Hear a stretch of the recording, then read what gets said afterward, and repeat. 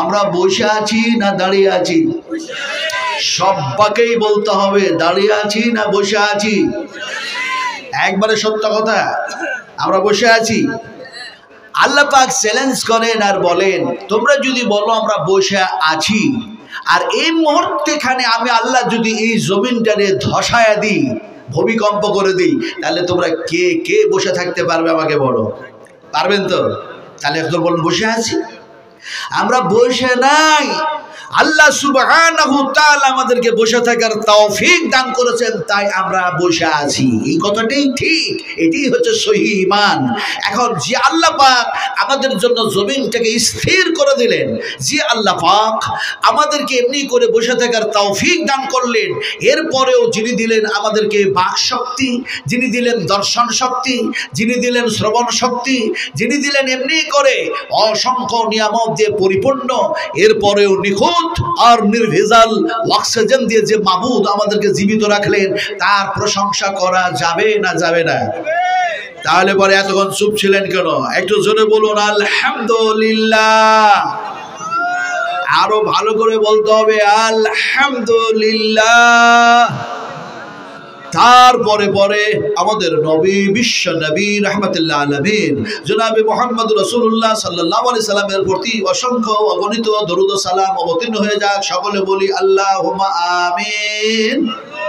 বন্ধুগণ, এতক্ষণ পর্যন্ত বিভিন্ন ওলামায়ে কেরাম, বিভিন্ন মুকাররির, বিভিন্ন লেকচারার, বিভিন্ন প্রফেসর, বিভিন্ন বক্তাগণ তিনাদের বিবৃতি, আলোচ্য বিষয় যা ছিল তা আপনাদের সামনে পরিবেশন করেছেন, আপনাদেরকে শুনিয়েছেন।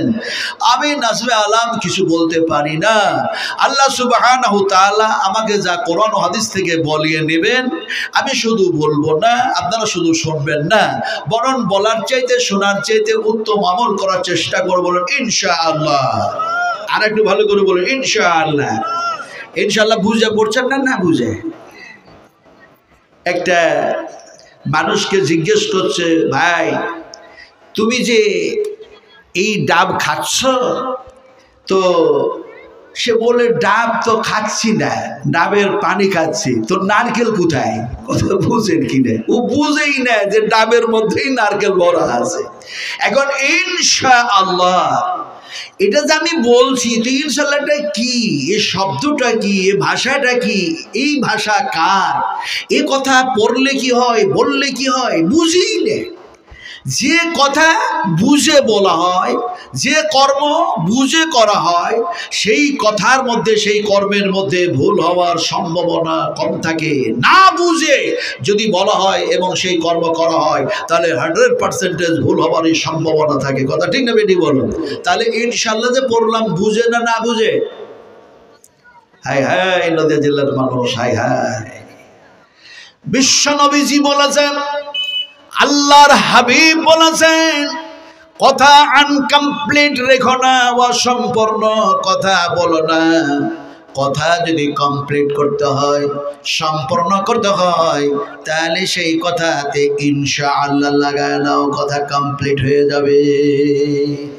নবীজি শুধু তাই বললেন না, যদি ইনশাআল্লাহ লাগায়া নাও, সেই কাজ করতে গিয়ে, কর্ম করতে গিয়ে যদি কোনো জটিলতা তৈরি হয়ে যায়, আল্লাহ পাক সেই জটিলতা তোমার দূর করে দেবে। তাও সুবহানাল্লাহ বললেন। আর কিরকম মানুষ, সব বখিল মানুষ বোঝায় রে। একটু জোরে বলুন সুবহানাল্লাহ। আমি যদি এখন সুবহানাল্লাহর তাফসীর করি, তাহলে শুভে সাদেক হয়ে যাবে। কথা বুঝেন কি? আর যদি ইনশাআল্লাহর আলোচনা করা যায়, তাহলে এই আলোচনা করতে করতে রাত শেষ হবে, দিন শেষ হবে, সপ্তাহ শেষ হবে, মাস শেষ হবে, বছর শেষ হবে, কিয়ামত হয়ে যাবে, তারপরও আল্লাহর আলোচনা শেষ হবে না। তাও সুবহানাল্লাহ বলে না। আরো ধরে বলো সুবহানাল্লাহ। আসলে ওই যে বুঝি না, সুবহানাল্লাহ কি জিনিস তাও বুঝি না। বুঝিটা কতটা? সুবহানাল্লাহ সুবহানাল্লাহ এতটাই বুঝি। ইনশাআল্লাহ সময় পেলে আলোচনা করব। কথা বলছিলাম আগে, ইনশাআল্লাহ বুঝুন। আল্লাহর হাবিব বললেন, বিশ্ব নবীজি বললেন, ইনশাআল্লাহ পড়ে নাও, কথা কমপ্লিট হয়ে যাবে। কেমনে হবে? দেখা যায় আগামীকাল করম দেখে যাব, আগামীকাল যেন করিমপুরে যাব, অথবা আগামীকাল বহরমপুরে যাব, অথবা আগামীকাল যেন দেখা যায় এমনি করে এই কাজ করব, ওই কাজ করব, আগামীকাল যেন বিয়ে বাড়ি যাব। বিয়ে বাড়ি বুঝেন তো? বুঝেন? বিয়ে না হয় বিয়ে দিলে, ছেলের বিয়ে দিলে মেয়ের সাথে, এবং দেখা যায় এক অপরের সাথে সম্পর্ক তৈরি হলো বিয়ে। আর দুইটা ভাইয়ের স্ত্রী ওরা আপন আপনে কে হয়? যা হয়। এই আপন আপনারা কে হয় আপনারা বলুন না, যা হয় তো। আচ্ছা, যখন আপনি বিয়ে বাড়ি যাচ্ছেন তখন দেখা যায় মিষ্টির ভাঁড় হাতে ছিল, ছুটে পড়ে গেল, ভেঙে গেল, তখন যা বলেন না, এই যা ভেঙে গেল রে, তখন একটা যা বলেন না? তাহলে ও একটা যা। আর আপনারা যে যা বুঝেন সে যাটা আমি বললাম না, ওই যাটা বুঝলাম। ঠিক এরকম ভাবে ইনশাআল্লাহ বুঝাচ্ছি। এখন দেখা যায় এমনি করে যেই কর্ম করতে যাচ্ছেন, যেই কাজের জন্য যাচ্ছেন, আপনি যখনই বলবেন আগামীকাল আমি এই কাজের জন্য যাব, এই কর্মটা করব, বলুন ইনশাআল্লাহ। যখন ইনশাআল্লাহ লাগায় নিলেন, বিশ্ব নবীজি বললেন সেই কাজটা করতে গিয়ে, চলতে গিয়ে যে জটিলতা দূর হয়, আল্লাহ পাক সুবহানাহু ওয়া তাআলা জটিলতাটাকে দূর করে দিয়ে সহজে পরিণত করে দিন। সুবহানাল্লাহি ওয়া বিহামদিহি সুবহানাল্লাহিল আযীম।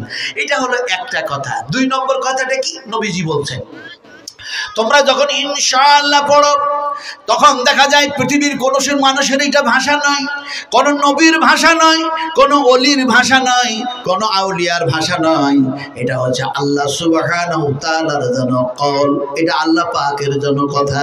কোরআনুল কারীমের মধ্যে যেমন এক জায়গায় এসেছে ইনশাআল্লাহু মিনাস সাবিরিন ফালাম্মা আসলামা ওয়া তাল্লাহু লিলজাবিন ওয়া নাদাইনাহু আইয়া ইব্রাহিম। হযরত ইব্রাহিম আলাইহিস সালাতু ওয়াস সালাম আর ইসমাঈল আলাইহিস সালামের ওয়াকিয়া বর্ণনা করতে চাইছি না। ইনশাআল্লাহ যে এসে কোরআনুল কারীমের মধ্যে, এটাকে যেন বুঝাবার জন্য আপনাদের সামনে তেলাওয়াত করলাম। তেলাওয়াত করলাম কি দেখি বলতে পারেন কিনা? তেলাওয়াত কি করলাম? এই কথা বলেন, তেলাওয়াত কি করলাম? কোরআন, আল্লাহ পাকের ভাষা। নবীজি বলেছেন যখন তোমরা কোরআন তিলাওয়াত করো আল্লাহ পাক তোমাদেরকে নেকি প্রদান করে থাকেন, আর এমনি করে যারা কোরআন শ্রবণ করো তাদেরকেও আল্লাহ পাক নেকি দিয়ে থাকেন। আল্লাহর হাবিব বলেছেন কোরআন তেলাওয়াতকারী কোরআন তেলাওয়াত করে যা নেকি সংগ্রহ করে, কোরআন শ্রবণকারীরাও যেন কোরআন শ্রবণ করার পরে নেকিও যেন সংগ্রহ করে থাকে তার সমতুল্য, আবার যেন তাদের উপরে আল্লাহর পক্ষ থেকে রহমত বর্ষিত হয়। আমি এই ওয়াজ করছিলাম আপনার এই গত মাসের আপনার এতে কলকাতায় রাজারহাট নিউ টাউনে একবারে থানার 100 মিটার দূরে যেন এরকম প্যান্ডেল করা হয়েছে। রাত্রি ঠিক 11টার সময় আমার নিয়ে যাওয়া হয়েছে। এখন দেখা যায় বক্তব্য শুরু হয়েছে। এখন বক্তব্য শুরু হওয়ার সাথে সাথে ওই থানার ওসি সাহেবের ঘুম পেয়ে গেছে। কথা বুঝেন কিনি?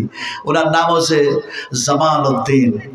উনি আসলেন, লোকজন ওনার যা ছিল সঙ্গে আর যে পুলিশ কয়েকটা তারাকে সঙ্গে নিয়ে স্টেজে এসেছেন। তো ওখানে যিনারা যে জলসা কমিটির লোক ছিলেন ওরা মনে মনে ভাবছে হয়তো বিপদ নেমে এসছে। কথা বুঝলেন কি নে?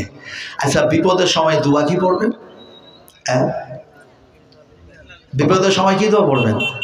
ইন্না লিল্লাহি ওয়া ইন্না ইলাইহি রাজিউন।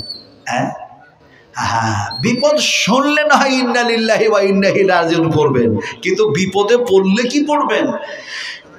ফানাদা ফিয-যুলুমাতি আল্লা ইলাহা ইল্লা আনতা সুবহানাকা ইন্নী কুনতু মিনাদ যালিমিন। আপনারা পড়বেন না? আপনারা বিপদে নাই?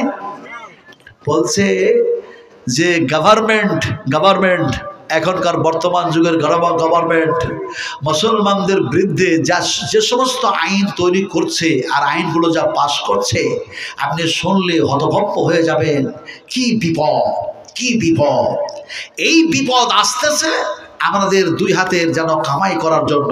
আমি সেদিকে যাব না, আলোচনা করতেছিলাম আপনাদের সামনে সেটা হচ্ছে এই যে ওসি সাহেব যখন আসলেন তো ওনারা ভাবলেন হয়তো বিপদ আসেই, এরা আমাকে দেখেই যেন বলছেন সর্বনাশ, এই বৃদ্ধ মানুষ এর গলার কণ্ঠস্বরে আমাদের থানাতে আমি ছিলাম, আমার ঘুম নষ্ট হলো। উনি আর থাকতে না পেরে বললেন আসসালামু আলাইকুম ওয়া রাহমাতুল্লাহ, সালাম দিলেন। আপনারা সালাম দেন তো নাকি? স্ত্রীকে কে কে সালাম দেন? হাত তুলে দেখান। একজন, আলহামদুলিল্লাহ একজন। আরে স্ত্রীকে যদি সালাম না দেন তো স্ত্রীর কাছে আপনি ভালো হবেন কি করে? নবীজি যখনই যেতেন তিনি সালাম দিতেন, মা আয়েশাকে, মা খুতাইজাকে সালাম দিতেন। ছোট ছোট বাচ্চারা খেলা করতো তাদেরকে, যেরকম সুবহানাল্লাহ, আমরা তো সেই নবীর উম্মত। যাক, এখন দেখা যায় সালাম দিলেন, আমি বললাম ওয়া আলাইকুমুস সালাম ওয়া রাহমাতুল্লাহি ওয়া বারাকাতুহু। কথা যা বলতেছিলাম আমাকে উনি বন্ধ করলেন। উনি বললেন আপনি ঝাড়খণ্ডের মানুষ না আপনি বাঙালি, বেঙ্গলি, কোনো এমনি করে আমাদের বাংলার মানুষ? আমি বললাম আপনার কি শব্দ হয়? নবীজি বলেছেন শব্দ করা মহাপাপ, শব্দ করু না। উনি দেখলেন সর্বনাশ, আমি যা প্রশ্ন করলাম তার উত্তর তো অন্য জায়গা থেকে, একে আর আমি বলবো এটা দেখি। আমি শেষ পর্যন্ত বললাম আমি ঝাড়খণ্ডের মানুষ।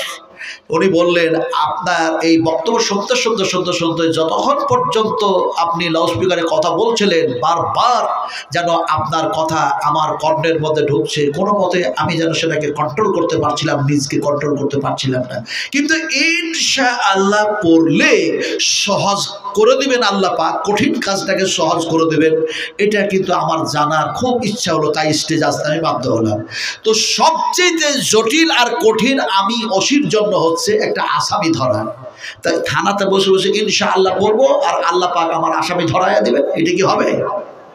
আমি কত বড় খেপা, মনে মনে বললাম কত বড় খেপা। হবে হবে না? না হবে। আমি দেখলাম মনে মনে বললাম এ খেপা, এত বড় খেপা। আপনারা খেপা বুঝেন তো নাকি? বুঝেন না? বুঝেন খেপা কয় ধরনের হয়? অনেক অনেক খেপা হয় না? না, এই তো বুঝেন না। অনেক খেপা হয় না, খেপা হয় দুই ধরনের। একটি খেপা হয় একেবারেই ম্যাট, সে পাগল। আর একটি খেপা হয় কোনো সময় ঠিক বলছে, কোনো সময় ভুল বলছে। ওই যে এসে সালাম দিল, তারপরে উত্তরটা শোনার পরে বললো সর্বনাশ, কিছু বলা যাবে না, কিন্তু ওটা আর বুঝতে চাইছে না। এখন দেখা যায় খেপা হয় দুই ধরনের। এটা বুঝাবো কেমন করে? এইদিকে একটা খেপা দাঁড়িয়ে আছে ন্যাংটায়, জানলেন, আর এইদিকে একটা খেপা দাঁড়িয়ে আছে গামছা পরে। এখন দুই পাগলের মধ্যে, দুই খেপার মধ্যে একজন যেন দেখা যায় হুজুর পেরিয়ে চলে যাচ্ছে। পেরিয়ে যেতে যেতে এখন উলঙ্গ খেপাকে এই গামছা পরা খেপা বলছে সালাম দে, সালাম দে। হুজুর চলে যাচ্ছে, সালাম দে, সালাম দে।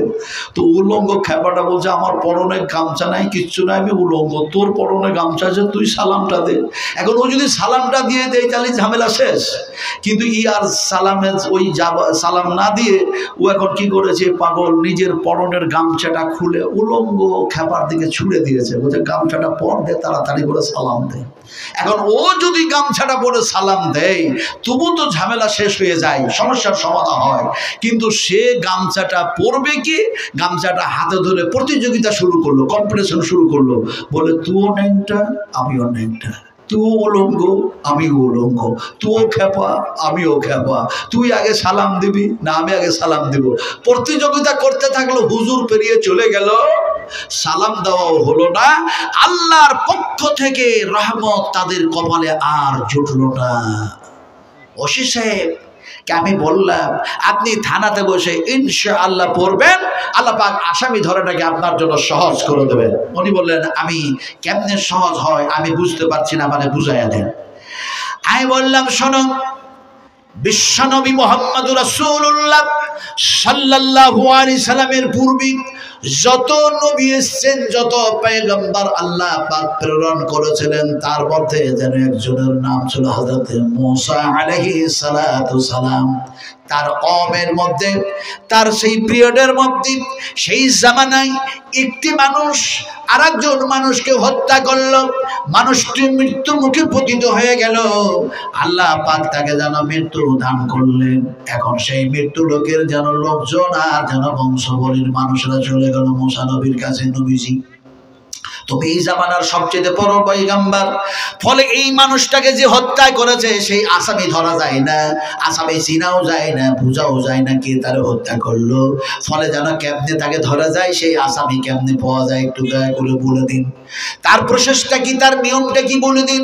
এমন সময় দেখা যায় হযরত মূসা আলাইহিস সালাম বললেন, গরু জবাই করো, গরুর গোশতটা যেন ওই মৃত্যু মানুষের কাটা জায়গায় ঠেকায়া দাও, আল্লাহর হুকুমে মানুষটা জীবিত হবে, আর সে যেন আসামির নাম বলে দেবে, তোমাদের আসামি ধরা হয়ে যাবে। এখন যখন মূসা এই কথা বললেন, এখন সেই ধরনের গরু কথা জানতে পারলো, কিন্তু বললো চলো গরুটার রং কেমন হবে জানি, গরুটার বয়স হবে কেমন একটু জানি। যতবার প্রশ্ন করেছে ততই জটিল থেকে কঠিন সমস্যার সম্মুখীন তারা হয়েছিল। এমন সময় সেই ধরনের গাভী, সেই ধরনের গরু, ওই নীল রঙের যেন গাভী যেন খুঁজে পাচ্ছে না। এমন সময় ক্লান্ত শ্রান্ত হয়ে তারা যেন বলল পেয়ে যাব ইনশাআল্লাহ। এখন দেখা যায় পেয়েও গেল, আর আসামি যেন ধরাও পড়ে গেল। সংক্ষিপ্ত আলোচনা। এমন সময় কোরআনের মধ্যে আল্লাহ পাক ঘোষণা করেছেন, যদি তারা ইনশাআল্লাহ না পড়তো, এমনি করে কিয়ামত হয়ে গেলেও যেন দেখা যায় সেই আসামি ধরা পড়তো না, আর দেখা যায় সেই সমস্যার সমাধান হতো না। তো ইনশাআল্লাহ পড়ার কারণে আসামি ধরা পড়লো, এখন সমস্যার সমাধান হলো। ওসি সাহেব বলছেন, আমি যা প্রশ্ন করেছি তা আপনার উত্তর হয়নি, আপনি উত্তর দিতে পারেন নাই। আমি বললাম আপনার প্রশ্নটা হচ্ছে আসামি ধরা, তো এটা আপনি কি বুঝতে পারলেন না? বলে বুঝতে পেরেছি, আমি গরু খুঁজতে যাব না, আমি গরু জবাও করতে যাব না, আমি চেয়ারে বসে বসে ইনশাআল্লাহ পড়বো, আর যেন আসামি ধরা হয়ে যায়। আমি শেষ পর্যন্ত ওসি সাহেবকে বললাম, চেয়ারে বসে থাকবেন, আল্লাহ পাক যেন অবশ্যই আপনাকে আসামি ধরা আপনার জন্য সহজ করে দিবেন। ইনশাআল্লাহ পড়বেন, আসামি ধরা সহজ হয়ে যাবে। এমনি করে যদি আপনি এমনি করে এক আল্লাহর প্রতি বিশ্বাস স্থাপন করেন, কোরআনের প্রতি যদি ঈমান রাখেন, নবীর প্রতি যদি ঈমান রাখেন, জান্নাত জাহান্নামের প্রতি বিশ্বাস স্থাপনকারী হন, এক কথায় যদি আপনি মুমিন হন, মুত্তাকিন হন, পরেজগার হন, আল্লাহ পাক আপনার জন্য আসামি ধরা সহজ করে দেবে। শর্ত হচ্ছে যদি আপনি ঘুষ না খান। আপনাদেরকে তো ওসি পুলিশেরা ঘুষ টুস খাই না, হ্যাঁ খায়। আচ্ছা বলুন, ঘুষ খেলাম, সুদ খেলাম, মদ খেলাম, জুয়া খেললাম, জিনা করলাম, নারী ধর্ষণ করলাম, ইত্যাদি করলাম, তারপরে ইনশাল্লাহ পড়ি যে আমরাকে যাতে করে নরেন্দ্র মোদী না মারে। কথা বুঝেন কিনি? এরপরে কি বাঁচা যাবে? আমার ভাইরা, সোনা টুরেরা, আমি আসলে বলতে চাইছিলাম যে কোরআন এবং হাদিস থেকে যা আলোচনা আল্লাহ পাক করাবেন, বক্তা শ্রোতা আমরা বলার চাইতে শোনার চাইতে যাতে উত্তম আমল করতে পারি, আল্লাহ সেই তৌফিক দান করেন। আর আমরা যাতে সে আমল করতে পারি, ইনশাআল্লাহ করতে বলেছি, আল্লাহ সহজ করে দেবেন আমল করাটাকে। এজন্য আবারও পড়লেন ইনশাআল্লাহ। এখন আপনাদের সামনে এতক্ষণ পর্যন্ত যা আলোচনা করলাম, একটা পিচ ঠিক করলাম, পিচ যাতে করে বলটা ফেলতে ভালো হয় আর আপনাদের ব্যাট চালাতে যাতে সুবিধা হয়। কথা বুঝলেন কিনি? এবার আপনাদের সামনে বলতে চাই যে কোরআন এবং হাদিস, আল্লাহ পাকের কথা এবং নবীজির কথা আমরা আজকে নতুন শুনছি না এর পূর্বে শুনেছি? কথা বলেন, একটু দয়া করে কথা বলুন। আমার শোনার চুলেরা রাত্রি খুব বেশি হয়েছে, আর আমি অন্য রাজ্যের মানুষ, আপনাদের কাছে আমি মুসাফির মানুষ, আর আপনার হচ্ছেন মেজবান। নবীজি বলেছেন মুসাফিরের যথাযথ সম্মান করো, সুবহানাল্লাহ। আর মুসাফির মেহমানকে মেজবানকে কষ্ট দেবে না। নবীজি বলেছেন মুসাফির যে বাড়িতে গেল, যেখানে থাকলো, একদিন থাকবে, খুব যত্ন করো তোমার সাধ্য মোতাবেক। 2 দিন যদি থাকে, যত্ন যেটুকু করার ততটুকু করলে। 3 দিনের বেশি যদি থাকে, ঘাড় ধরে বাইর করে দাও। কথা বুঝেন কিনি? এখন জামাই বিয়ে হয়েছে, 8 মংলা করছে, 8 দিন থাকবে, জামাইকে 3 দিনের মধ্যে বাইর করতে পারবেন? বেটি তালাক হয়ে যাবে। নবীর হাদিসের প্রতি যদি আমল করা যায়, তালাক হয়ে যাবে। আমার ভাইরা, কথাটা বলতেছিলাম যে আপনাদেরকে সত্য কথাটা বলতে হবে। মুসাফির মানুষ, একটু দয়া করে বলুন তো, আজকে নতুন আমরা কোরআন হাদিস শুনছি না এর পূর্বে শুনেছি? এর পূর্বে শুনেছেন না শুনেন নাই? শুনেছেন। জুমাতে শুনছেন, ঈদে শুনছেন, ওয়াজে শুনছেন, এমনি করে জায়গায় বিভিন্ন জায়গায় মাহফিল হচ্ছে কোরআনের, তা থেকে শুনছেন, কত যেন শোনা হয়, কতই যেন বলা হয়। এত শুনলাম, এত বললাম, তারপরেও আমাদের পরিবর্তন আসলো না। এরপরেও পরিবর্তন আসলো না। না আসার কারণ কি? না আসার কারণ হচ্ছে অনেক কিছু। যেমন একটি কারণ হচ্ছে এই যুগ হচ্ছে যান্ত্রিক সভ্যতার যুগ, এটা হচ্ছে সায়েন্সের যুগ, এটা হচ্ছে বৈজ্ঞানিকের যুগ, এটা হচ্ছে কম্পিউটারের যুগ, এটা হচ্ছে ডিজিটালের যুগ, এটা হচ্ছে মোবাইলের যুগ। মানুষের ঈমান চলে গেছে মোবাইলে, কোরআন বাদ দিয়ে মোবাইলে গেছে। বলে কেমন করে? এমনি করে আজকে দেখা যায়, এমনি করে মানুষ বলছে মোবাইলে সব আছে, সব কিছু অনলাইনে পাওয়া যায়, সব পাওয়া যায়, সব দেখানো হয়। মিথ্যা কথা। নবীজি বলেছেন এমন একটা জামানা আসবে 70,000 ইহুদি দাজ্জালে পরিণত হবে। তার মানে তারা দাজ্জাল হবে না, দাজ্জালের গুণাবলী যা সেগুলি তাদের মধ্যে থাকবে। আর মানুষগুলির ঈমান নষ্ট করার জন্য তারা ভালো ভালো যন্ত্র আবিষ্কার করে তাদের হাতে তুলে দিবে, আর বলবে অনলাইনে সব কিছু যেন পাওয়া যায়। এখন যদি মোবাইলের মধ্যে সব থাকে, মোবাইলে যদি সব পাওয়া যায়, তাহলে আল্লাহর কথা কি মিথ্যা হয়ে যাবে না? আল্লাহর কথা তো মিথ্যা নয়। আল্লাহ পাক যেন বলছেন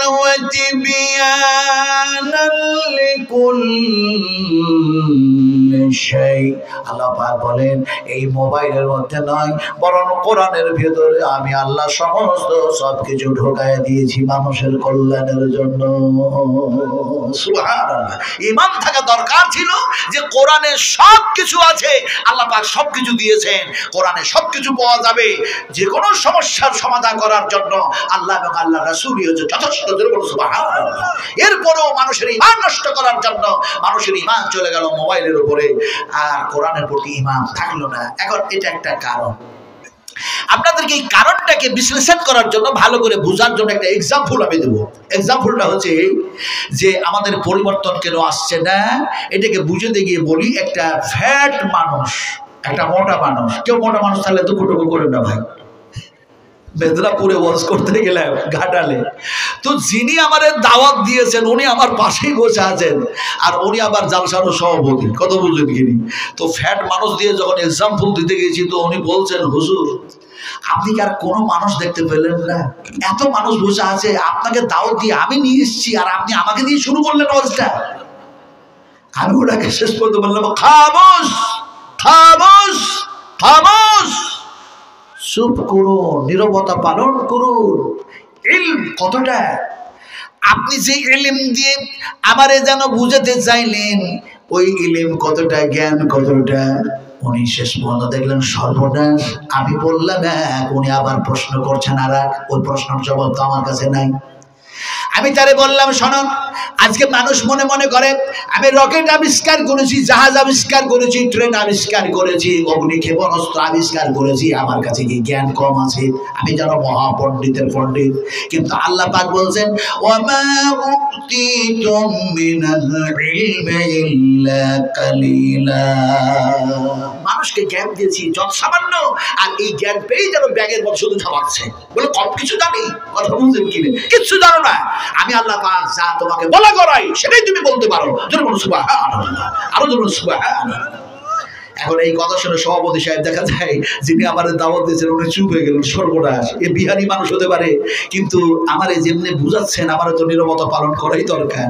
তো জিজ্ঞেস করছিলাম কেউ মোটা মানুষ থাকলে তো কুটু করেন না। এখন একটা ফ্যাট মানুষ, মোটা মানুষ, তার উঠতে বসতে চলতে ফিরতে কষ্টকর।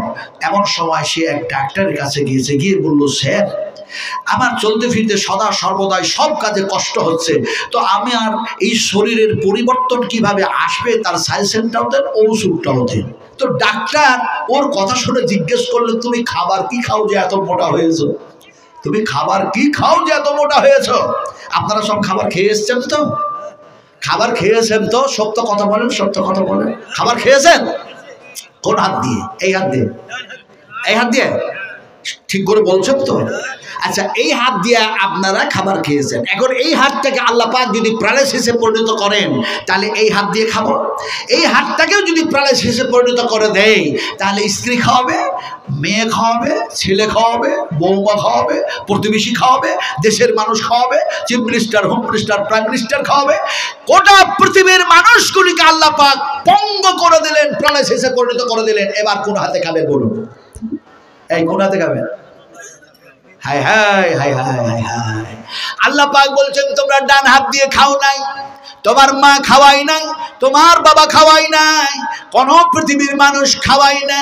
আল্লাহ সুবহানাহু ওয়া তাআলা বলেন হুয়া ইউতরিমুনি ওয়া ইয়াসকিন ওয়া ইযা মারিজতু ফাহুয়া ইয়াসফিন। আল্লাহ সুবহানাহু ওয়া তাআলা বলেন আমি আল্লাহ জানো তোমাদের পানি পান করাইয়া দিই, খাবার খাইয়া দিই, আমি আল্লাহ অসুখ দিই, আর আমি আল্লাহ অসুখ ভালো করি। এবার বলতে হবে ইমানটাকে ঠিক করে, আমরা খাই না, আল্লাহ খাইয়া দেয়। কে খাওয়ায়? সবাই জবাব না দিলে আমি উল্টা কথা বলবো। অভিষেক খাওয়াই না তো, দিলীপ ঘোষ খাওয়াই না তো। উল্টা ভাষা বুঝেন না? বুঝেন না? উল্টা বুঝেন? হ্যাঁ, উল্টার বিপরীত কি বলুন তো বাংলায়? বলুন, উল্টার বিপরীত কি? সোজা। এই সোজা সিধা যেটা নাকি ওইটা তো? নবীজিকে জিজ্ঞেস করি, নবীজি উল্টার বিপরীত কি? নবীজি বলছেন আপনারা যেটা বুঝেন সেটা বুঝুন, সোজা সিধা।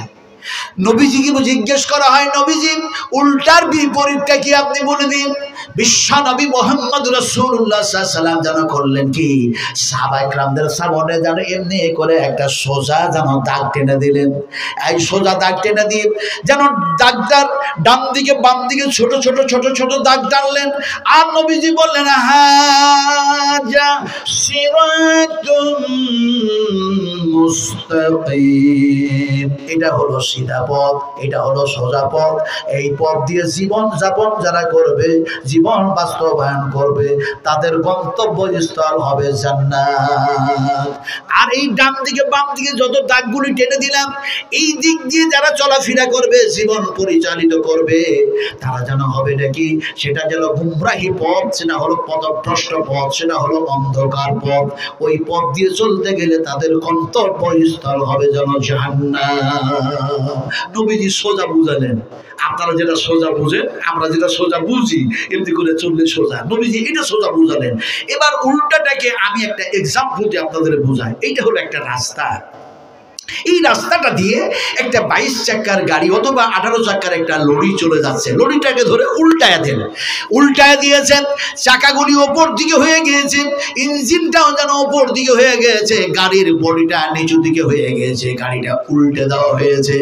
এখন পৃথিবীর সমস্ত ড্রাইভারগুলিকে একত্রিত করুন, একত্রিত করে সেই ড্রাইভারগুলির যা যোগ্যতা আছে, এক্সপিরিয়েন্স আছে, সব লাগাইয়া দিয়ে বলুন এই উল্টা গাড়িটাকে তোমরা একটু চালায়া দাও। অ্যাপ্লিকেশনের মধ্যে কেউ যদি ড্রাইভার থাকে, জিজ্ঞেস করতে চাই ওই উল্টা গাড়িটা কি চালানো যাবে? যাবে না তো? যাবে না। আল্লাহ পাক বলেন শোনো, তোমরা যদি আমার সংবিধানের উল্টা চলো, আমার আইনের উল্টা চলো, কোরআনের উল্টা চলো, নবীর যদি উল্টা চলো, তাহলে পরে কিয়ামতের মাঠে আমি আল্লাহ পাক তোমাদের উল্টায়া দেব। বিশ্ব নবী মুহাম্মদ রাসূলুল্লাহ সাল্লাল্লাহু আলাইহি সাল্লাম যখন এই কথা বলছেন, সেই সময় উম্মাহাতুল মুমিনিন মা এসে কান্না করে বলছেন নবীজি, যে মানুষগুলি সারা জীবন সিধা হয়ে চললো, তার মানে পায়ের উপরে ভর দিয়ে চললো, এই মানুষগুলিকে আল্লাহ পাক কিয়ামতের মাঠে কেমনে দেখা যায়, মুখের উপরে ভর দিয়ে উল্টা করে যেন তারাকে হাঁটায়া দেবেন, চালায়া দেবেন। নবীজি সে সময় যেন বললেন আফামাইয়ামযি মুকিম্বান আলা ওয়াজহিহি আহাদা আম্মাইয়ামযি সাবিয়ান আলা সিরাতিম মুস্তাকিম। আরে সেই দিন কোরআনের বিপক্ষে চলার কারণে, বিশ্ব নবীর বিপক্ষে চলার কারণে তারাকে আল্লাহ পাক মুখের উপরে, ঠোঁটের উপরে ভর দিয়ে দাঁড় করায় শুধু দিবেন না, বরং তা দিয়ে হাঁটায়া জাহান্নামের মধ্যে নিক্ষেপ করে দেবেন। আল্লাহু আকবার। জাহান্নামের মধ্যে নিক্ষেপ করে দেবেন। কথাটা বলতেছিলাম, জাহান্নামে যারা যাবে তখন তারা কথাগুলো কি বলবে? তারা যেন বলবে কি? তারা যেন বলবে এরকম ভাবে ক্বালু রাব্বানা আমাত্তানা সানাতাইনি ওয়া আহিয়াতানা সানাতাইনি ফাতারাফনা বিযুনুবিনা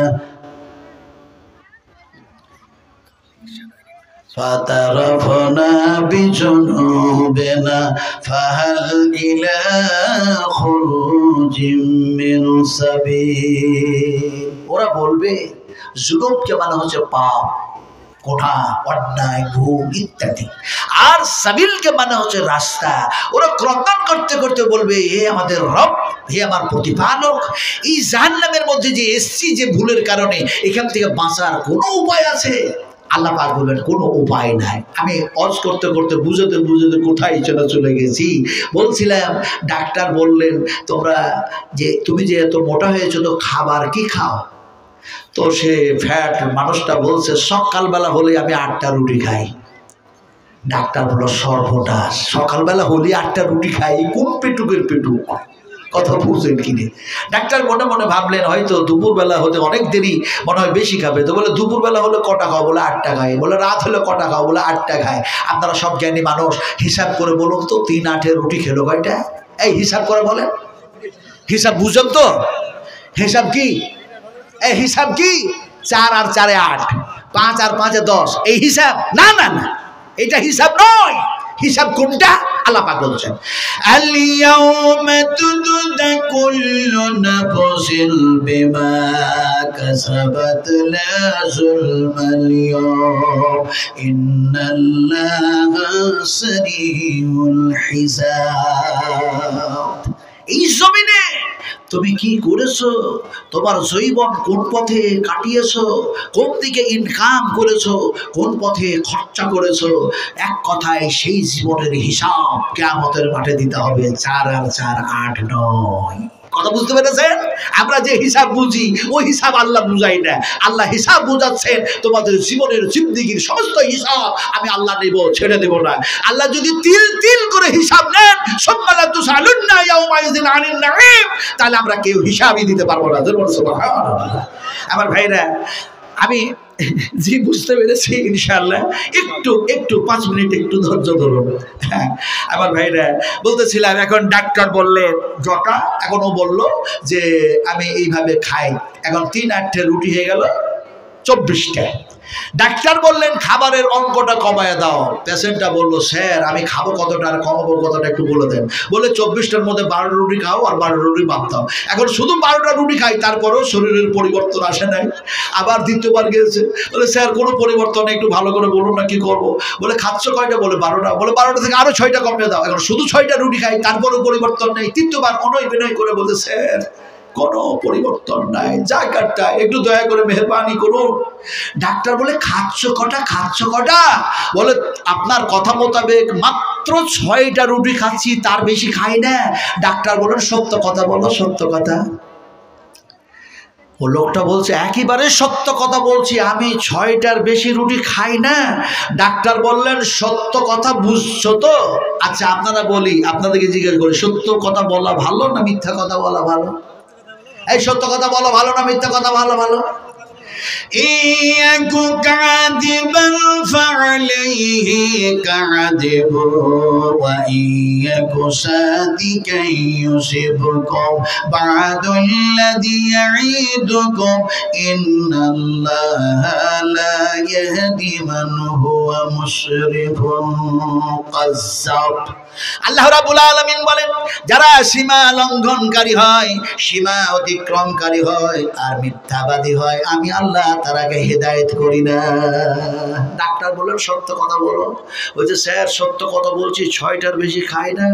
ডাক্তার বলেন সত্য কথা বলতে জিজ্ঞেস করছি তুমি রুটির সংখ্যা কমিয়েছো না আটার সংখ্যা কমিয়েছো, কোনটা করেছো? তো ফ্যাট মানুষটা বলছে স্যার খেতাম তো 24টা রুটির সংখ্যা কমাতে কমাতে আপনার কথা মোতাবেক 6টা রুটি খাচ্ছি ঠিক, কিন্তু এর পূর্বে যে 24টা রুটি খাচ্ছিলাম ওই 24টা রুটিতে যত কেজি আটা লাগে সব আটাও 6টা রুটিতে দিয়ে খেয়েছি। ডাক্তার বললেন বেওকুফ কোথাকার, তাহলে আমার সাইজের কোথায় মেরেছিস? তুই তো সব আটার সব রুটি খেয়েছিস, তোর শরীরের পরিবর্তন আসবে কি করে? আজকে দেখা যায় কাশিমি সাহেবের মুখ থেকে ওয়াজ শুনলাম, মাক্কি সাহেবের মুখ থেকে ওয়াজ শুনলাম, সালভি সাহেবের মুখ থেকে ওয়াজ শুনলাম, নাদবি সাহেবের মুখ থেকে ওয়াজ শুনলাম, কত যে হুজুরের মুখ থেকে ওয়াজ শুনি, এত কোরআন এত হাদিস শুনলাম, কিন্তু আমাদের এই পরিবর্তন আসলো না। পরিবর্তন আসতো যেমন এসেছিল হযরত ওমর, হযরত আবু বকর, হযরত ওসমান গনি, হযরত আবু দারদা, হযরত খালিদ বিন ওয়ালিদ, হযরত আবু হুরায়রা, হযরত আব্দুর রহমান বিন আউফ। এতে করে দেখা যায় এই কোরআন শুনে, এই হাদিস শুনে তারা ছিল মূর্তি পূজারী, তারা ছিল সূর্য পূজারী। তাদের জীবনের জিন্দেগি শুধু পরিবর্তন আসে নাই, বরং জান্নাতে যাওয়ার জন্য তাদের রাস্তা পথ আল্লাহ পাক যেন তৈরি করে দিয়েছেন। সুবহানাল্লাহ। আর আমরা এত কিছু শুনলাম অথচ আমাদের পরিবর্তন আসলো না। পরিবর্তন যাতে আসে, আমরা যাতে সালেহীন সালেহা নেককার যাতে হতে পারি আর আল্লাহর বেহেশত লাভ করতে পারি, এর জন্য আল্লাহ সুবহানাহু তাআলা কোরআনের মধ্যে এক জায়গায় বলছেন, হাজা বায়ানুল লিন্নাস। এই কিতাবের মধ্যে বায়ান আমি আল্লাহ আলোচনা করলাম, আর লিন্নাস বিশ্ব মানবের কল্যাণের জন্য, শুধু মুসলমানের জন্য নয়। হাযা বায়ানুল লিন্নাস, এই কিতাবের মধ্যে আমি আল্লাহ আলোচনা করেছি বিশ্ব মানবের কল্যাণের জন্য। আচ্ছা, কিতাবের মধ্যে কোরআনের মধ্যে সব কিছু আছে, তার মধ্যে মসজিদের নাম আছে না নাই? এই দেখো মানুষ কিরকম চালাক মানুষ, দেখছো? বেশি চালাকি করলে বিপদে পড়তে হবে। কথা বুঝেন কিনা? চালাকি করবেন না, জোরে বলুন। মসজিদের কথাটা, এই শব্দটা কোরআনের মধ্যে আছে না নাই? ওয়ান্নাল মাসাজিদা লিল্লাহ ফালা তাদউ মা'আল্লাহি আহাদা। আল্লাহ পাক বলছেন এই মসজিদ হচ্ছে আমার ঘর, আমার ইবাদতগাহ, আমার সিজদার জায়গা। জোরে বলুন সুবহানাল্লাহ। নবীজি কথা বললেন আল্লাহর সঙ্গে, নবীজি কথা বললেন আল্লাহর সঙ্গে।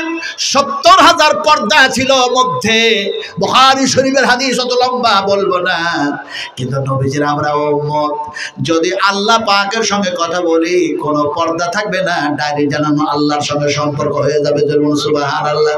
নবীজি বললেন তোমরা যখন এক আল্লাহর সামনে সিজদায় পড়ে দাও, সেই সময় আল্লাহর বান্দার মধ্যে কোনো পর্দা থাকে না, ডাইরেক্ট সম্পর্ক হয়ে যায়।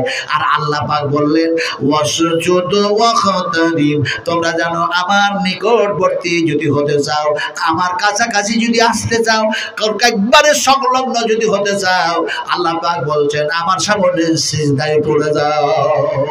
সুবহানাল্লাহ। আল্লাহর সংলগ্ন হতে চাই, নিকটবর্তী হতে চাই, এই উদ্দেশ্য নিয়ে, এই নিয়ত নিয়ে আপনারা এরকম একটা নিয়ত করুন, আল্লাহ তোমারে দেখি নাই, তোমার নিকটবর্তী হতে চেয়েছি।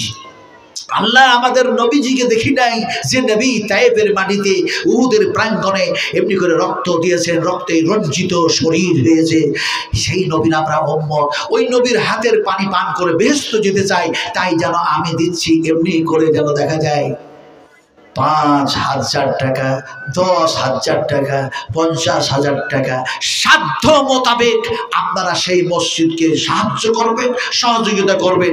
এরকম ১০ জন মানুষ বলুন তো ইনশাআল্লাহ যে আমি যেন দিব ১,০০০ করে টাকা। বলুন ১০টা মানুষ বলতে পারবেন? বলতে পারবেন? বলে হুজুর ওয়াজ করবেন না, আপনি আদায় শুরু করে দিলেন। বলে আদায়েরই তো জলসা, আমাকে অন্যদিন নিয়ে আসবেন ৩ ঘন্টা, ৪ ঘন্টা, ৫ ঘন্টা। আলহামদুলিল্লাহ, সুবহান আলহামদুলিল্লাহ, সেদিন কোরআনের তাফসীর করা যাবে ইনশাআল্লাহ, কোনো অসুবিধা হবে না। কিন্তু আগেই আমাকে আমলনামা ধরিয়ে দিয়েছেন হুজুর একটু কালেকশনের দিকে। কথা বুঝছেন কি? আমলনামা এরকম আসবে না, আসবে না? এই কিয়ামতের মাঠে আমলনামা আসবে না, আসবে না? আচ্ছা, যারা ভালো কাজ করবেন, নেক কাজ করবেন, মসজিদ মাদ্রাসা বানাবেন, আলেম ওলামাদের সাথে ভালো সম্পর্ক রাখবেন, নবী মুহাম্মদ সাল্লাল্লাহু আলাইহি ওয়াসাল্লাম থেকে যত নবী এসেছেন সমস্ত নবীদের প্রতি মহব্বত আর ভালোবাসা রাখবেন, আল্লাহ পাক আপনারাকেও ভালোবাসা রেখে মহব্বত রেখে জান্নাতের মধ্যে ঢুকাইয়া দিবেন। কিন্তু তার আগে আমলনামা আসবে না, আসবে না? ভালো আমলনামা আসবে কোন দিক থেকে? ডান দিক থেকে না, ডান দিক থেকে না, ডান হাতে আসবে সামনের দিক থেকে। সুবহানাল্লাহ, বুখারী শরীফ হাদিস, ডান হাতে আসবে সামনের দিক থেকে। আর যারা বেআমাল মানুষ, যারা এমনি করে মসজিদের বিরোধিতা করলো, এই সমস্ত মানুষগুলো দেখা যায় আমলনামা আসবে পিছন দিক থেকে বাম হাতে। আর আমলনামা দেওয়ার পরে বলা হবে ইকরা কিতাবাকা, পড়ে দেখো সেই দিন তুমি মসজিদ বানিয়েছিলে এত এত টাকা দিয়ে দিয়েছিলে, এত এত ধান দিয়েছিলে, এত এত গম দিয়েছিলে, এত এত সোনা দিয়েছিলে, টাকা পয়সা দিয়েছিলে, যা দিয়েছিলে সব আজকে লেখা আছে। আল্লাহ পাক যেন বলবেন বান্দারে তুমি যখন আমার কথা শুনেছো মেনেছো আর নবীর মহব্বতে যখন এইগুলি দিয়েছো। রেন্টু 500 টাকা নগদ 2 বস্তা সিমেন্ট। আলহামদুলিল্লাহ রেন্টু ভাই দিচ্ছে, কিন্তু কেউ উঠবেন না। দয়া করে মুসাফির মানুষ, ওয়াজটাই তো আনকমপ্লিট, আমি তো ওয়াজ শুরুই করি নাই ভাই, ওয়াজ শুরুই করি নাই। কথাটা বলতেছিলাম যে বসে থাকুন, কিছুক্ষণ বসে থাকুন। যিনারা দিতে পারবেন না বসেও যদি থাকেন মসজিদকে সাহায্য করা হবে, সহযোগিতা করা হবে। আজকে আপনি যে বাড়ির আশায় উঠে চলে যাবেন, যে স্ত্রীর আশায় উঠে চলে যাবেন, যে এমনি করে ছেলের মায়ায় উঠে চলে যাবেন এখান থেকে, সেই ছেলে আপনার কোনো কাজে আসবে না, আপনার স্ত্রী আপনার হবে না, আপনি তার কিচ্ছু করতে পারবেন না। ইয়াউমা লা তামলিকু নাফসুন লিনাফসিন শাইআ ওয়ালা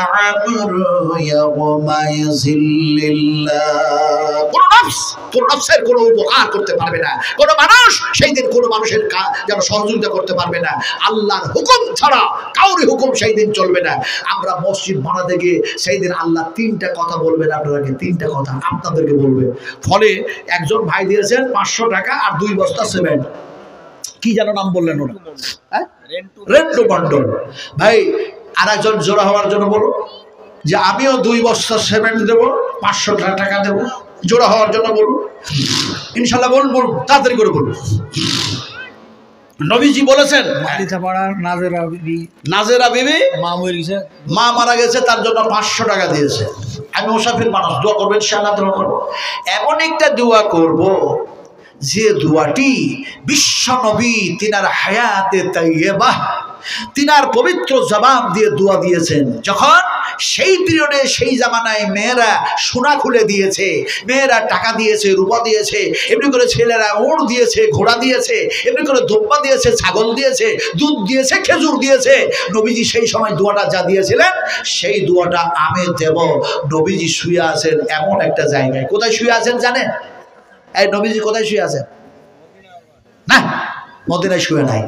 বুখারী শরীফের হাদিস, আমি যদি বায়ান করতে যাই লম্বা হয়ে যাবে। যেহেতু আমি তো 3 জুলাই ফিরে আসলাম, আমরা স্বামী স্ত্রী ইনশাআল্লাহ হজ করে আল্লাহ পাক যেন ফিরিয়ে আনলেন। কথা বললেন কিনে তিল তিল করে সব দেখলাম, করলাম, কি করলাম আজকে আমি বলতেই পেলাম না, বলবো না। কথা বলতে নবীজি কোথায় শুয়ে আছেন সেই জায়গাটার নাম শুধু বলে দিচ্ছি।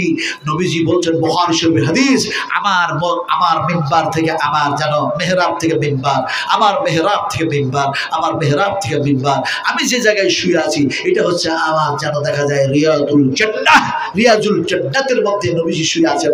সুবহানাল্লাহ। এখন সেই জান্নাতের মধ্যে আমিও গেছিলাম। সবাই নসুক টসুক দিয়ে যেতে পারবেন না, সেখানে লটারি হয়, যাদের লিস্টে নাম আসে আল্লাহ পাক কবুল করেন তারাই যেতে পারেন, সেখানে সম্ভব নয়, সবাই যেতে পারে না। কোথায় কোথায় ঘুরে বেড়াচ্ছে, কথা বুঝেন কি রে? নবীজিকে সালামও দিলাম, আপনারা সালাম দেন না? হ্যাঁ দেন না? দেন না? মোহাম্মদ মন্ডল মায়ের নামে, দাদু দাদির নামে 1000 টাকা দিয়েছেন। এই দোয়া করবো। কথাটা বলতেছিলাম নবীজিকে সালাম দেন আপনারা। আত্তাহিয়াতু লিল্লাহি ওয়াসসালাওয়াতু ওয়া তাইয়্যিবাতু আসসালামু আলাইকা আইয়ুহান নবী। বলেন না, বলেন না, বলেন না, বলেন না। হায় হায় হায় হায়, কোথায় আজকে আমরা, কোথায়? বলছিলাম যে আমার ভাইরা এমনি করে যারা 3 জন মানুষ দিয়েছেন। জি হ্যাঁ, কে কে সব বাদক ভাই? আচ্ছা,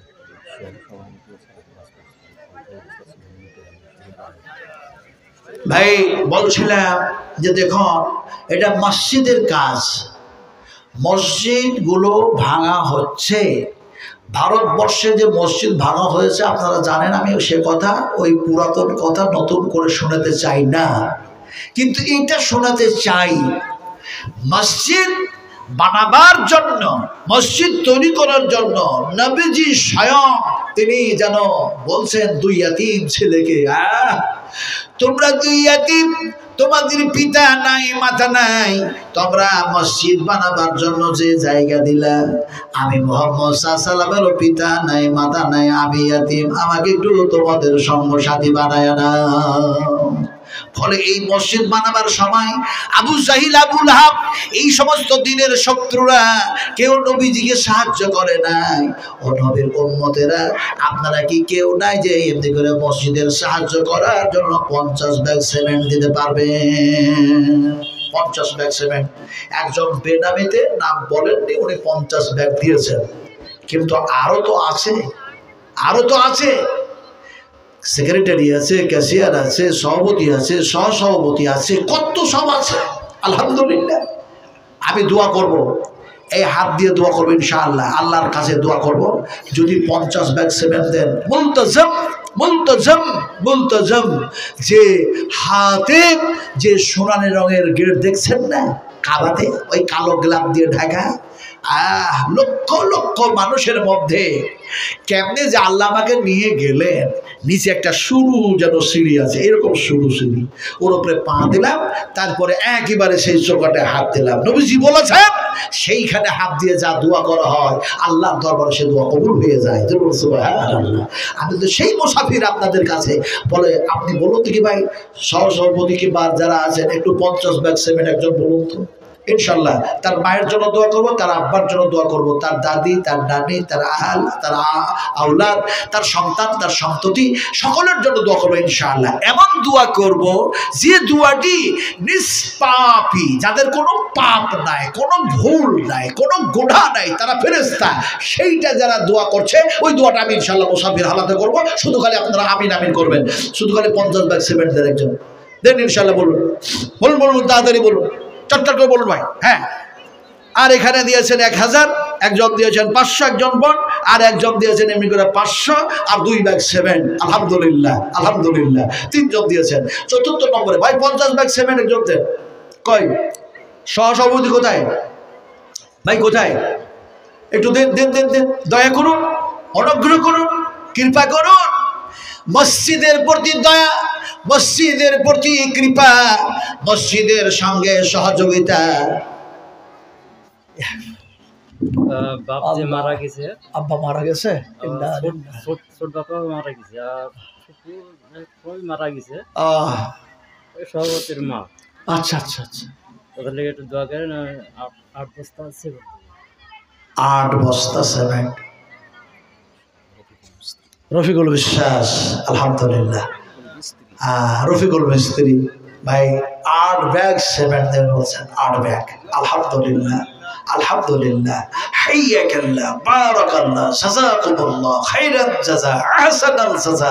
আল্লাহুম্মা গফির খাতাই কাবীরানা, আল্লাহুম্মা গফির খাতাই সগীরানা, আল্লাহুম্মা গফির খাতাই জাহিরিনা, আল্লাহুম্মা গফির খাতাই বাতিনা, আল্লাহুম্মা মুকাল্লিবাল কুলুব সাব্বিত কলবি আলা দীনিক, আল্লাহুম্মা গফির লানা ওয়ালিল মুমিনিনা ওয়াল মুমিনাত ওয়াল মুসলিমিনা ওয়াল মুসলিমাতিল আহিয়া ওয়াল আমওয়াত। একটু জোরে বলুন আল্লাহুম্মা আমিন। আর জোরে বলুন আল্লাহুম্মা আমিন। তবে দোয়াটা আমি এখনো ওই দোয়াটা দেই নাই, যে দোয়াটা বিশ্ব নবীজি দিয়েছেন, বুখারী শরীফের মধ্যে দোয়া আছে। আমার ভাইরা শোনায় টুরে না, অবশ্যই বলেছি যে 50 ব্যাগ সিমেন্ট দেন একজন, 50 ব্যাগ। আর আমার হাতে 3 জন এসছে, 3 জন এসছে।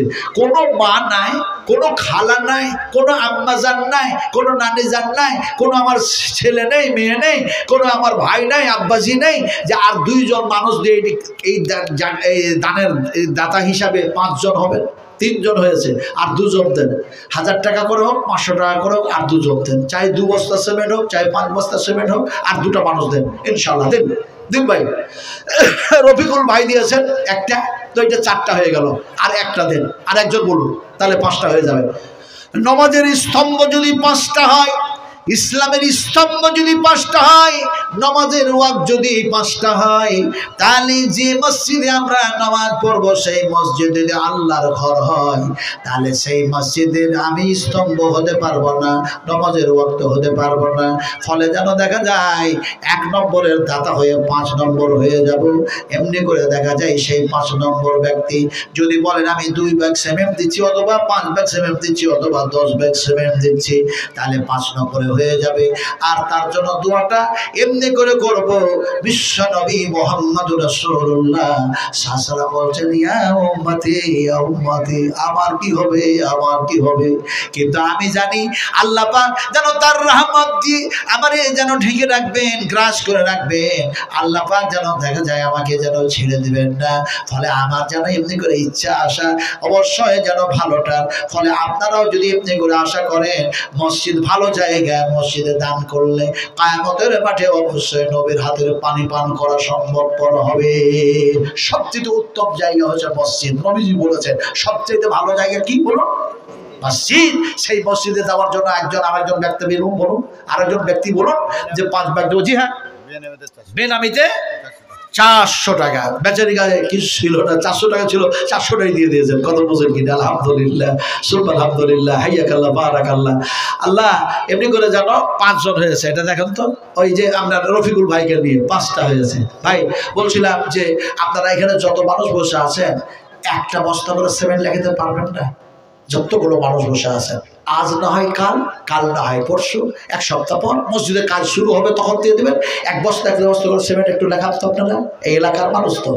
আরে ভাই, নবীজিকে সাহায্য করছেন রক্ত মাখা অবস্থায়। দেখলাম বিশ্ব নবী মুহাম্মদ সাল্লাল্লাহু আলাইহি ওয়াসাল্লামকে একজন তরুণ, একজন যুবক নবীজির হাতখানি ধরলেন আর বললেন, নবীজি আপনি মানুষের জন্য রহমত স্বরূপ যেন এসছেন, আর আপনাকে এইভাবে মেরে রক্তাক্ত করে দিল, দিয়ে যে আঙ্গুরের জুস পান করাচ্ছেন।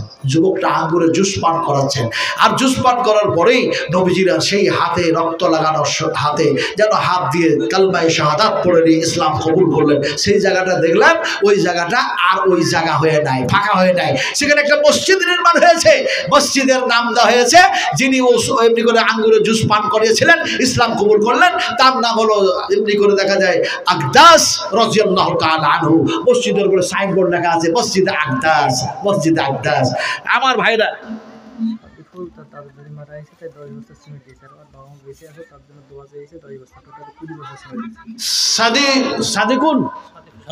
সাদিফুল ভাই, তিনি যেন শ্বশুর শাশুড়ি পিতা মাতা বেঁচে আছে, এদের জন্য 20 ব্যাগ সিমেন্ট দিচ্ছেন। আলহামদুলিল্লাহ।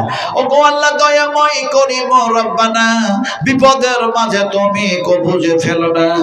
আল্লাহ হাফেজনা মিন কুল্লি বালাই দুনিয়া ওয়া আযাবিল আখিরাত। আল্লাহ তোমার কাছে খাস দোয়া করি মাবুদ, 20 ব্যাগ সিমেন্ট দিল, আর একজন যেন 8 ব্যাগ সিমেন্ট দিল, আর একজন যেন 2 ব্যাগ সিমেন্ট 500 টাকা দিল, এমন একজন বোন যেন আড়ালে ছিল, সেও যেন 500 টাকা দিল, কেউ 400 টাকা দিল। আল্লাহ সকলের জন্য দোয়া করি, রব্বে কারীম নবীর হাতের পানি পান করে তারাকে জান্নাতে যাওয়ার তৌফিক দান করে দেন। আল্লাহুম্মা আমিন। আব্বা জান মারা গিয়েছেন, আয় আল্লাহ তার কবরটাকে প্রশস্ত করে দেন, জান্নাতি লেবাস পরিয়ে দেন, জান্নাতি বিছানা বিছিয়ে দেন, জান্নাতি হাওয়া বইয়ে দেন। মাহমুদ গো জহিরুদ্দিন আব্বা জান কোন অবস্থায় আছে জানি না, তিনি 5 ব্যাগে যেন সিমেন্ট দান করছেন। আল্লাহ ইয়া রাব্বাল আলামিন ইয়া রাহমার রাহিমিন, কাল কিয়ামতের মাঠে হাসরের ময়দানে এমনি করে সন্তান আর যেন পিতা মাতা একই সঙ্গে জান্নাতে যেতে পারে, সেই সুযোগ খালি দান করে দিও, সেই তৌফিক দান করে দিও। পুরুষের খালি তোমার দয়ায় তুমি পার করায় নিও। আল্লাহুম্মা আমিন। জি হ্যাঁ, সাদিকুল ভাই দাদু দাদির জন্য 10 ব্যাগ সিমেন্ট দিচ্ছেন। হাইয়াকাল্লাহ, বারাকাল্লাহ। পিয়ারাও দাদা দাদির পোতা যেন এখানে ছিল, আল্লাহ তোমার মসজিদ বানাতে 10 ব্যাগ সিমেন্ট যেন দিল। বান্দার দানে তুমি রাজি হয়ে যাবে, জীবনের ভুল ত্রুটি ক্ষমা করে দিবে।